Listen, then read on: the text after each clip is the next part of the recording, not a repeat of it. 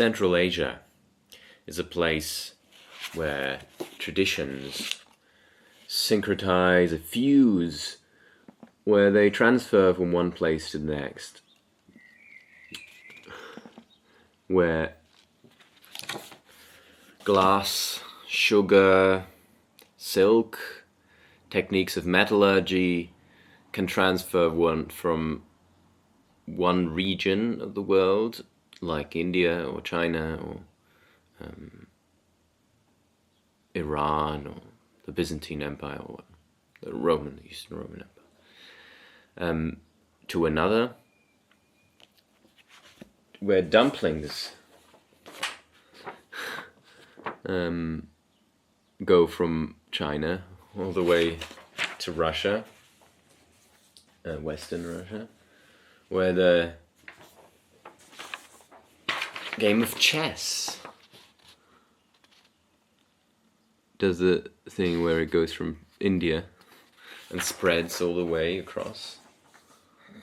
And the Kalila Wadimna, originally even from Jataka tales, these fables of animals that get translated into Sanskrit, established as a Sanskrit canon, and then get translated into Pahlavi by under the Emperor Khusru I of the Sassanid Empire, and then so on to Arabic, which is the Arabic name Khaliluddin, and then goes on to Persian and into European languages and so on.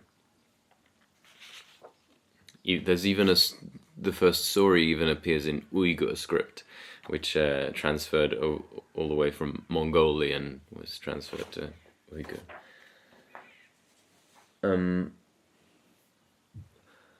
The very wheel on which commerce spins, and the chariot, right? Same is with political traditions. They mix and transfer, and you see these ancient traditions from the Pali Canon all the way to Han Dynasty texts in China, which started off, the respective political traditions, and these Sassanid methods of governance, and Aristotle, all of these things come together.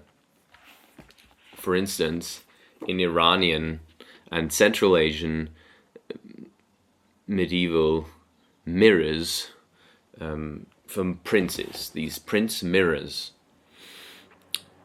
they have like this, for example, this text, pseudo-Aristotle text, where Aristotle and Alexander are discussing, Aristotle mainly does the talking of what is the most just form of government, and so on, right? It's a text that apparently does, it was written either in Syriac or Arabic. It was not an original text in Greek at all, but diffused through the Umayyads, right? One of these books, when I went on ChatGPT, I found it through this search where I wanted to figure out, okay, what did Central Asian governments, OASs, think of as the role of the government in helping the poor, for example. Because if you read the Pali Canon, you right away understand in certain sections are about this, like, okay, particularly what is the origin of poverty, and what is the remedy for poverty? Like, who can we trust in government to help the poor? And that's the same reasoning you see in ancient Chinese texts, where people put legitimacy on the monarch, put this legitimacy on the monarch to help the poor, right? And to be responsible for good governance. And you have this same concern in all state traditions, because ultimately the state is trying to, you know, trying to avoid famine for the famished, trying to have a base of taxation, trying to relieve poverty to some degree, right? Good governance is really about that. Yeah. So I found this one. It's also part of these this one are in here as well, but I thought this was worth reading in its entirety because it is apparently the most detailed one. And ChatGPT put out this, this list of books with this one on top, and it was the right choice because here it mentions, this guy was definitely the most successful of these authors of Prince Mirrors. And, I guess the most technically sophisticated one in terms of, the technicality of administration, what you have to look for. But it's entertaining in the sense it has these stories in every chapter. And I thought I'd read this one because it reveals some things, not others, about the central kind of this, the king's role, right? The story of the Turkish Amir and the severity of Al-Mutassim. And that was on this wise. Of the Abbasid caliphs, none had such authority, such dignity, such profusion of wealth as Al-Mutassim. Nor did any own as many Turkish slaves as he. They say he had 70,000 Turkish pages. Many of his pages he promoted and appointed to governorships. He always used to say there was none like the Turk for service. One day an Amir summoned his steward and said, "Do you know of any of the citizens or merchants of Baghdad who would do business with me to the extent of 500 dinars? I need that sum urgently and would give it back at harvest time." The steward thought. He remembered a friend of his who had a small business in the bazaar and possessed 600 caliphal gold dinars, which he had acquired in the course of time. He said to the Amir, "I have an acquaintance who has a shop in such and such bazaar, and from time to time I go to his shop and do business with him. He has got 600 caliphal dinars. If you send someone to invite him here, and if you placed him in a seat of honor, favored him with constant attention, treated him with ceremony at dinner, and then after eating, if you were to mention the financial matter, maybe he would feel abashed at your kindness and not be able to refuse." The Emir did this. He sent someone with the following message: "Would you trouble yourself for a few moments, as I want to see you about something?" The man got up and went to the Amir's house. He was not previously acquainted with this Amir. He greeted him when he went in. The Amir answered him and turned to his retainers, saying, "Is this the person?" They said, "Yes." The Amir rose and had him ushered to a good seat. Then he said, "Sir, I have heard so much about your nobility, honesty, and piety that I have been captivated by you without ever having seen you.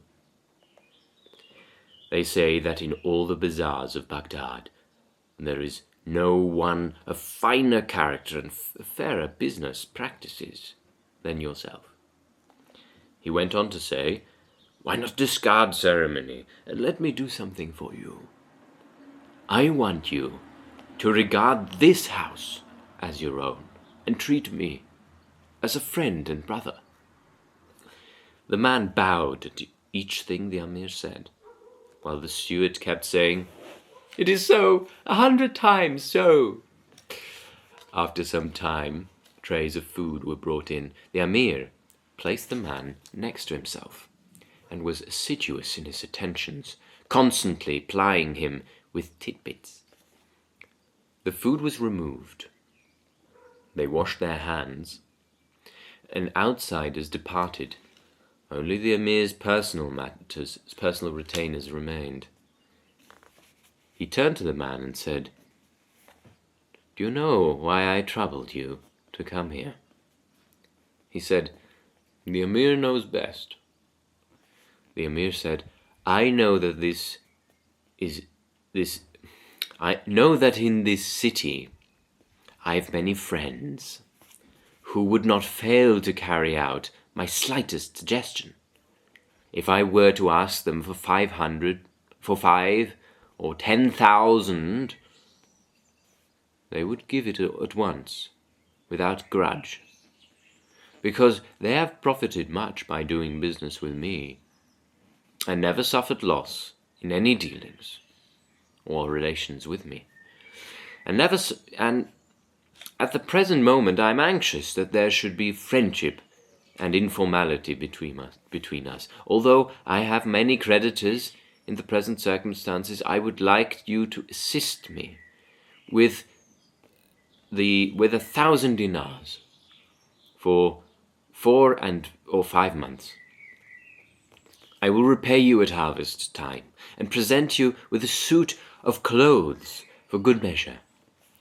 I know that you have this much and more, and will not refuse." The man was abashed at the Emir's attentions, and said, "It is for the Emir to command. But I am not one of those merchants who have 1,000 or 2,000 dinars. One must speak nothing but the truth to one's superiors. My whole capital is 600 dinars, and with it I managed to scrape a living and do a little trade in the bazaar. It has taken much time and toil to accumulate this sum."